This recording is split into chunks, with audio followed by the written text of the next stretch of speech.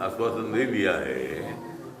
कब होगा ये तो अभी मैं नहीं बोल सकता हूँ, लेकिन बहुत ही जल्द ऐसा निर्णय हो सकता है। मैंने पहले बोला कि भारत सरकार ने माननीय अमित शाह साहब ने पहले आश्वासन दे दिया है, और बीच में भी इलेक्शन के वक्त भी जब प्रचार के लिए भी जब आए थे तभी अमित शाह जी ने ये वादा किया है कि भाई बहुत जल्दी स्टेट बनेगा।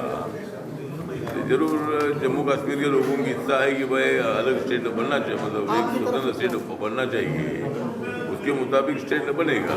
सर मेरा नाम अजय है, मैं ये शेड्यूल कास्ट की ही पार्टी नहीं है। बाबा साहब अम्बेडकर जी शेड्यूल कास्ट के थे, लेकिन बाबा साहब अम्बेडकर जी को कांग्रेस पार्टी में पहले इलेक्शन में 1952 में मुंबई से हराया था, और तब Baba Saheb Ambedkar ji all India scheduled caste federation के पार्टी के टिकट से लड़े थे। और 1954 में भी वो भंडारा से महाराष्ट्र से हारे थे। इसलिए बाबा साहब ने विचार किया कि ये लोकतंत्र ऐसा है या one man one vote one value, एक आदमी के एक मत को एक मूल्य होता है। जिस तरह अटल बिहारी वाजपेयी की सरकार एक वोट से हारी थी, सारी दुनिया ने देखा था कि इंडियन डेमोक्रेसी कितनी बड़ी डेमोक्रेसी है, एक वोट को भी इतनी कीमत होती है। इसलिए बाबा साहब ने विचार किया कि अगर मैं शेड्यूल कास्ट के नाम पर पार्टी चलाता रहूँगा तो मैं चुनकर आता नहीं तो मेरे लोग कैसे चुनकर आएंगे। इसलिए रिपब्लिकन पार्टी की संकल्पना उन्होंने सामने रखी, लेकिन बाबा साहब के मृत्यु के बाद, डेथ के बाद ही पार्टी की स्थापना हुई है 3 अक्टूबर 1957 को। और ये पार्टी सब जाति की पार्टी बनाने का बाबा साहब का संकल्प था।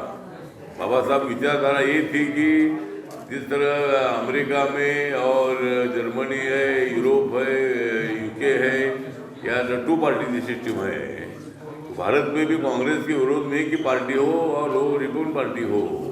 और बाबा साहब ने राम मनोहर लोहिया को पत्र लिखा था, तो इसीलिए रिपब्लिकन पार्टी स्थापित हुई।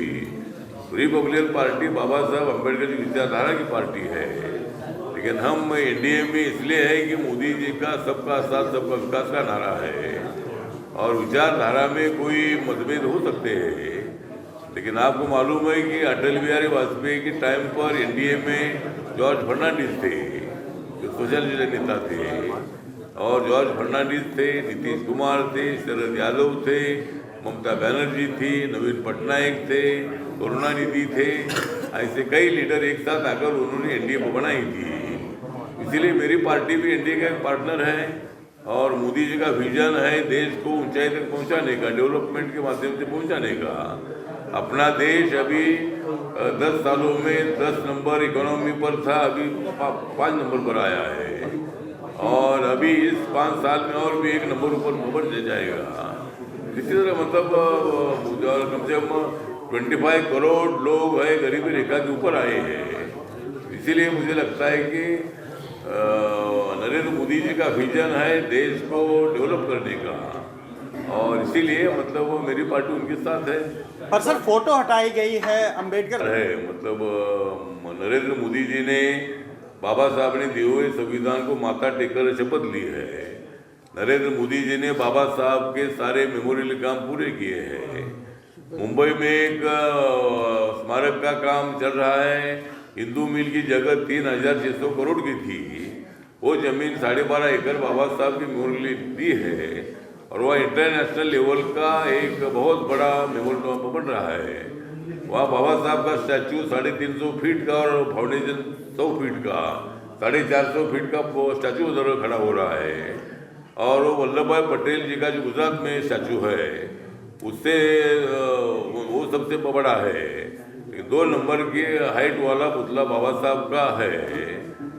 और अमेरिका में न्यूयॉर्क में स्टैचू ऑफ लिबर्टी है, उससे भी ज़्यादा ऊंचा ये स्टैचू है। तो इसलिए इतने काम मोदी साहब ने किए हैं। उन्होंने 26 नवंबर ये दिन संविधान दिन पूरे देश भर में मनाने का ऐलान किया है।